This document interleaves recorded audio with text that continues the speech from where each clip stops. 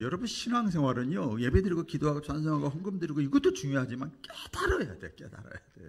다윗이 뭘 깨달았는가 하면 어려움 중에 고난 중에 깨달은 것이 있는데, 여호와 하나님은 나를 지키시는 자라.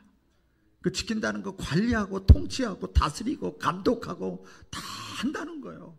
어떻게 나를 관리해 나가시는가 봤더니 밤에도 낮에도 졸지도 아니하시고 주무시도 아니하시고, 이거 제 얘기가 아니에요. 시편 121편에 쭉 그 내용이 나와요. 그 다음에 우리의 모든 출입을 다 다스리시고 지키시고 보호하시는 하나님이시다. 그러니까 하나님은 우리가 이 땅에 살아가면서, 자 보세요, 우연이라는 것은 없어요.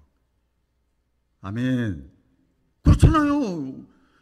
하나님이 두 눈 시퍼렇게 뜨고 보고 감찰하시고 관리하시고 꼼꼼하게 다 하시는데, 작은 사건 하나라도 우연이라는 것은 없다. 이 말씀 드리니까 여러분들이 지금 이 자리에 앉아 있는 것도 우연이 아닌 것을 깨닫기를 주의 이름으로 축원합니다. 우리가 복을 받고 또 우리가 이 땅에 육신의 몸을 입고 살아가는데 문제 없는 사람이 어디 있어요? 문제 없는 사람이 어디 있냐고요? 다 있어요. 나이가 들어서 문제가 많아요? 젊은 사람도 문제가 있어. 다 문제 있어요. 그래서 우리가 복을 받고, 하나님의 복을 받고, 그 다음에 문제를 해결받는 비결, 노하우가 뭐냐? 순종이에요. 또 깊게 들어가면 성령의 감화와 감동이 왔을 때 그걸 소멸하지 않고 순종하는 거. 이럴 때 문제가 해결되고 하나님의 복을 우리가 누릴 수가 있습니다. 자, 그럼 순종이 뭔가? 순종은요, 하나님을 기쁘시게 하는 겁니다. 같이 해보겠습니다. 하나님을 기쁘시게 하는 것이다.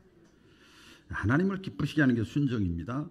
그 하나님의 생각, 하나님의 소원, 하나님의 뜻에, 제가 기꺼이라는 말을 좋아해요. 억지로라도 그 말이에요. 기꺼이 내려놓는 거예요. 여러분, 이게 순종입니다. 이게 순종이에요. 쉬운 거 하는데 하나님은 뭐 이렇게 기뻐하시겠어요? 그래서 여기서 중요한 것은 이 내 뜻과 하나님의 뜻과 이 겉사람과 속사람, 육신의 생각과 성령의 생각이 막 갈등이 있고 막 티격태격 할 때, 여기서 중요한 것이 뭐냐면, 순종을 위해 중요한 것이 분별력이에요. 할렐루야. 네, 분별력이 참 중요합니다. 이게 하나님의 뜻인지 내 뜻인지. 그래서 순종은 하나님을 기쁘시게 하는 것이다. 두 번째, 순종이라는 것은 은혜 받은 증거고 은혜 받은 표시입니다. 믿음 좋은 사람 보세요. 우리가 보통 본 믿음 좋은 사람은요, 순종을 잘하는 거예요.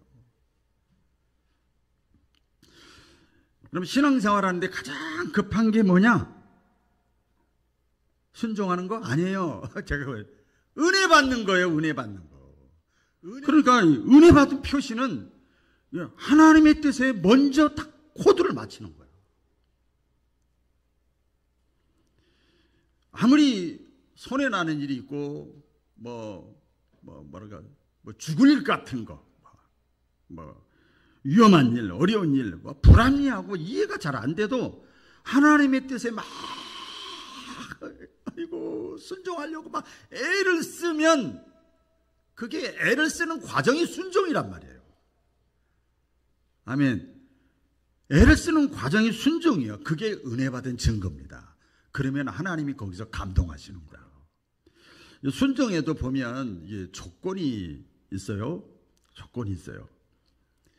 어떤 조건이냐? 조건이 없는 게 조건이에요. 그러니까 이것도 비판하는 사람은 맹신이다, 광신이다, 맹목이다, 막 이렇게 갖다 붙이는데 그렇지 않아요.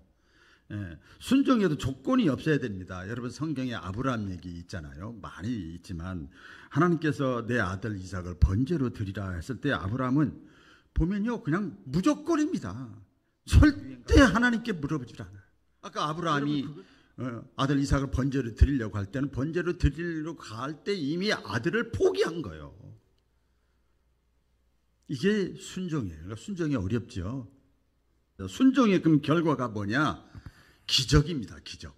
우리가 볼 땐 기적이고 하나님의 관점에서 하나님이 개입하시는 거예요. 할렐루야. 이게 문제가 해결되는 거예요. 문제가 막힌 것이 뚫리는 거예요. 내 지각에, 내 생각에, 내가 예상했던 것보다 더 뛰어나게 하나님이 다 일을 하시는 거예요. 많죠. 누구를 통해서 기적을 일으키느냐? 순종하는 사람을 통해서 기적을 일으켜요. 뭐가 있는가 하면 이게 능력, 에너지, 파워가 생기는 거예요. 담대함이 생기는 거예요. 마지막으로 이 순종을 하면요, 복을 받습니다. 우리가 제일 좋아하는 소리 다 같이 해보겠습니다. 복을 받는다.